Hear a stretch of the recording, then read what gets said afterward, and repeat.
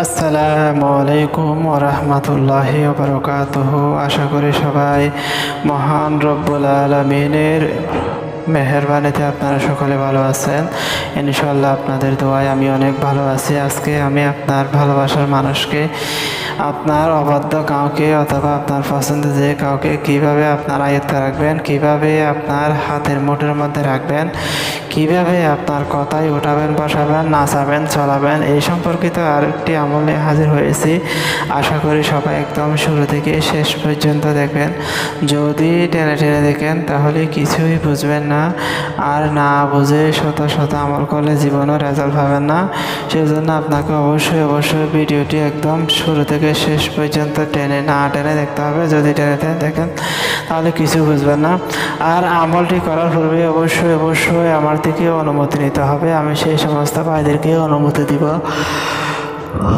যারা চ্যানেলটি সাবস্ক্রাইব করবেন, ভিডিওটি লাইক দিবেন, কমেন্টে আমি লিখে নিজের নাম লিখে দিবেন। ইনশাআল্লাহ আমি 100% মন থেকে কাজ করে তাদেরকে অনুমতি দিয়ে দেব।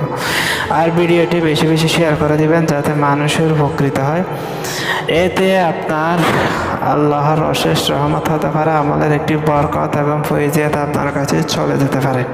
সেই জন্য আমলটি অবশ্যই যেখান থেকে পারেন, ফেসবুকে, মেসেঞ্জারে, হোয়াটসঅ্যাপে, ইমোতে, যেখানে পারেন বেশি বেশি শেয়ার করবেন ইনশাআল্লাহ। তো এবার আমলটি শেয়ার করার পূর্বে আরও কিছু গুরুত্বপূর্ণ কথা না বললে নয়। সেটা হলো, বর্তমান সময়ে আপনারা দেখতে পাবেন ফেসবুক এবং ইউটিউবের মধ্যে হাজার হাজার বন্ড কবিরাজ চ্যানেল খুলে, পেজ খুলে বসে আছে মানুষকে ধোঁকা দেওয়ার জন্য, মানুষকে প্রতারিত করার জন্য। আল্লাহর ওয়াস্তে এই সমস্ত বন্ডদের কাছে না গিয়ে নিজের কাজ নিজেরা করুন। আমার কাছে আসার দরকার নেই।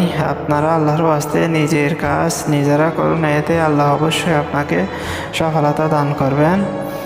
এতে আপনি অবশ্যই কামিয়াবি হবেন, সফলতা পাবেন ইনশাআল্লাহ। আপনাকে অবশ্যই একটু ধৈর্য সহকারে আমলটি করতে হবে।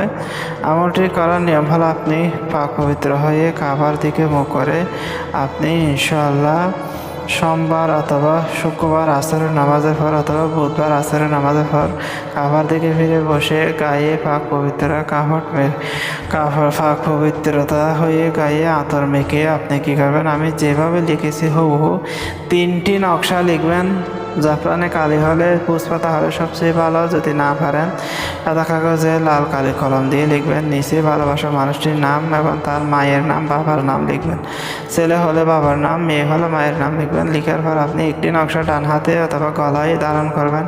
আরেকটি নকশা একটা কী করবেন, ফুল গাছ, যে কোনো সুগন্ধিযুক্ত ফুল গাছের মধ্যে লটকায় দিবেন। আরেকটি নকশা কী করবেন, আপনি সব সময় আগুনের তাপের মধ্যে গরম করতে থাকবেন।